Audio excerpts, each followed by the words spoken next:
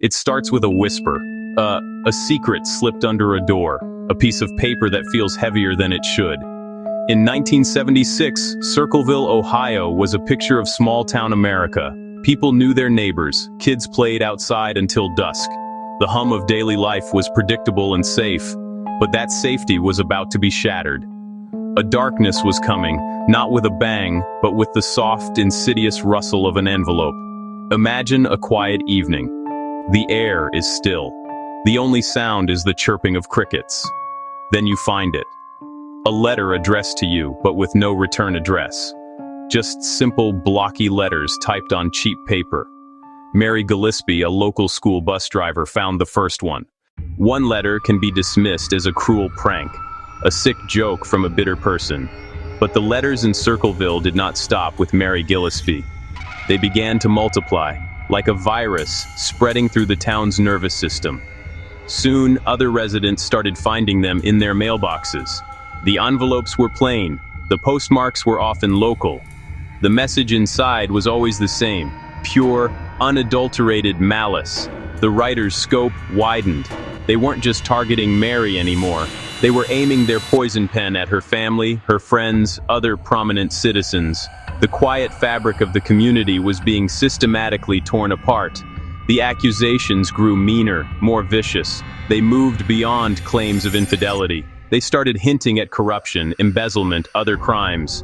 The letters were filled with lies, half-truths, deeply personal insults. They were posted on public signs, sent to businesses. The writer wanted an audience. They wanted to turn neighbor against neighbor, to sow discord and suspicion until no one could trust anyone else. The typewriter clacked out a rhythm of hate. Each new letter was another blow. Ron Gillespie received vile mail. The letters taunted him, urging action against his wife. The writer tried to drive a wedge between them. It was psychological warfare.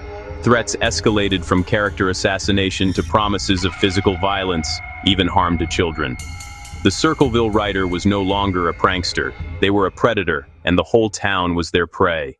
Circleville was no longer the peaceful town it had once been.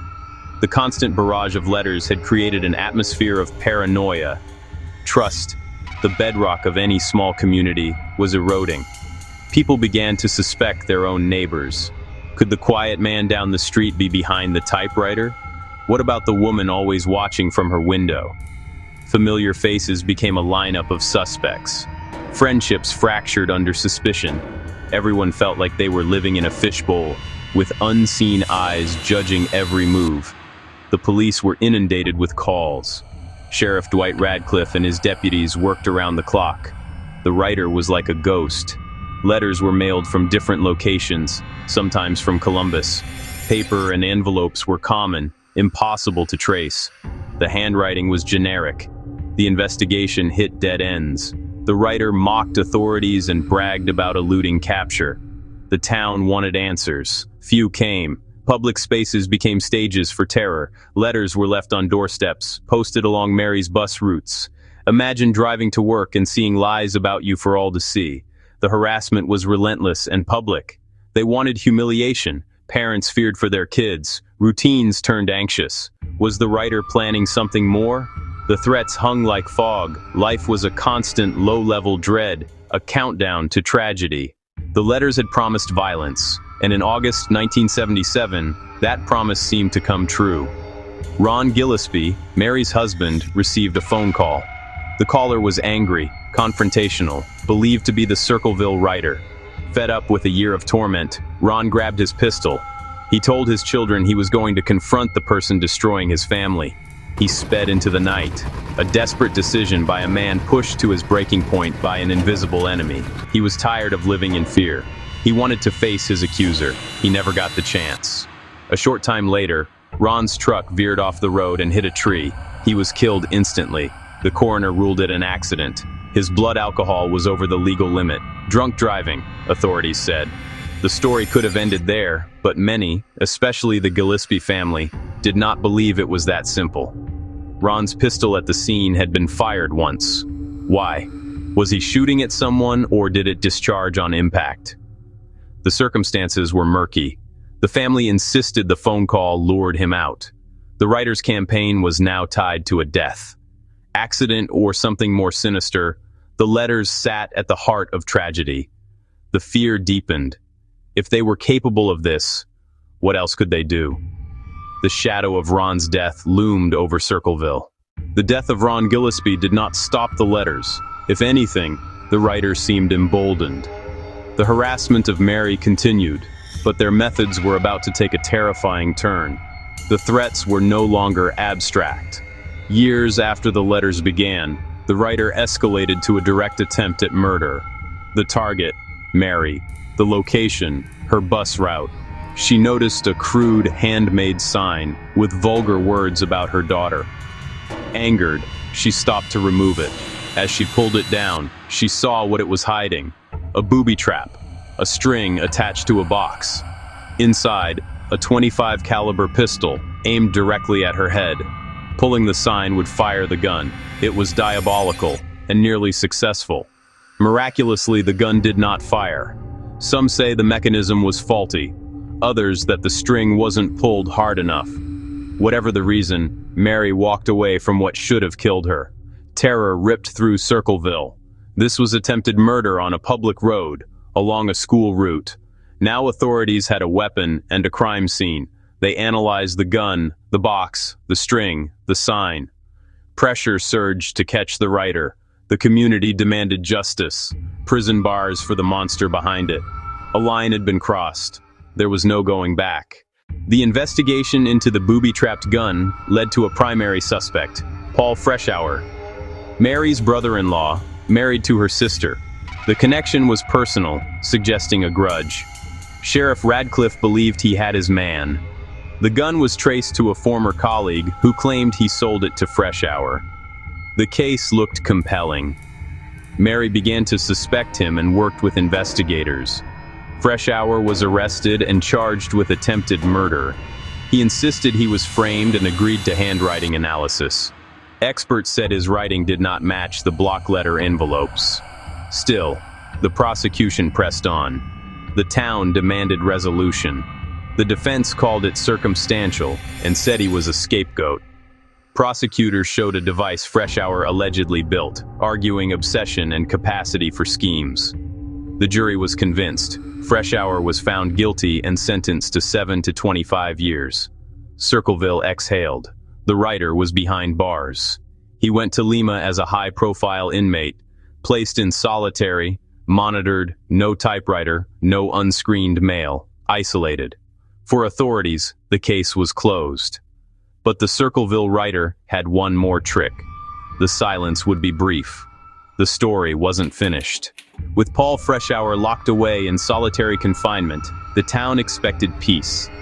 They believed the source was silenced. They were wrong.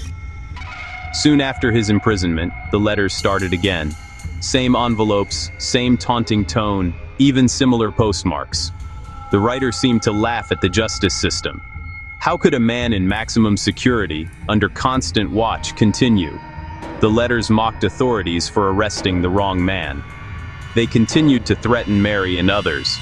One letter to Freshour read, "Now when are you going to believe you aren't going to get out of there? When we set you up good." Guards were baffled. They searched him, his cell, and monitored every communication. There was no way he could be sending them. Yet, they kept coming. Letters reached news outlets, even unsolved mysteries. The writer wanted the world to know the mystery lived on. Doubt spread over Freshour's conviction. If he wasn't the writer, then who was? And who built the trap? Was there an accomplice? A second writer? Perhaps a group? The case dissolved into something larger and darker. One thing was certain. The evil in Circleville was not confined to a prison cell. It was still out there, hiding in plain sight, watching, waiting. Paul Freshour served 10 years for a crime he may not have committed. Paroled in 1994, he maintained his innocence. He wrote countless letters, pointing to inconsistencies. Most of all, that letters continued even while he was in solitary. If the wrong man was locked up, the real perpetrator got away with attempted murder. The identity of the Circleville writer remains one of America's unsolved mysteries. Theories piled up: a jealous woman, a rival for the superintendent's affections, a disgruntled former school employee, an accomplice, a copycat, maybe multiple people inspired by the original, made harder to trace by simple block lettering and common typewriters. Forensics were inconclusive. Critics say Sheriff Radcliffe had tunnel vision, focusing on fresh hour while other leads withered. Was evidence ignored? Were leads left unexplored? The phone call that drew Ron out was never traced. A web of unanswered questions, circumstantial evidence, conflicting testimonies. For every piece pointing to fresh hour, another pointed away. The town carried a deep scar: trust betrayed, a community turned against itself by an unseen puppet master. The fear faded, but the memory did not. Families were broken. A man died. Another lost a decade. Through it all, the writer was never unmasked. They created chaos, then vanished, leaving only destruction in their wake. Today, the typewriters of the 1970s are relics. Mail is often digital. But the story of the Circleville Letters endures, a timeless horror written on cheap paper and delivered by the postman. The writer was never definitively identified. Paul Freshour passed in 2012, a free man, never officially cleared. Mary lived with the consequences for years. The case files are cold: old squad cars, envelopes in bags, crude trap diagrams, artifacts of a mystery that refused to be solved. The terror was in its simplicity. The writer used ordinary tools: typewriter, paper, stamps, but understood the power of words to invade a home and a mind. A letter is personal. It enters your private space. The writer exploited that intimacy, turning a mailbox into a source of dread. You don't need a gun or a knife to destroy a life. Sometimes all it takes is an accusation, a lie, a threat, typed in cold, hard letters. The feeling of being watched never fully left. The story became a local legend, passed down as a cautionary tale. It reminds us that darkness can live anywhere, even where everyone knows your name. That closeness became a weapon, twisting bonds into chains of suspicion. In a small town, reputation is everything, and the writer took a sledgehammer to it. No satisfying conclusion, no unmasking, only the long, quiet echo of fear and the knowledge that someone got away with it.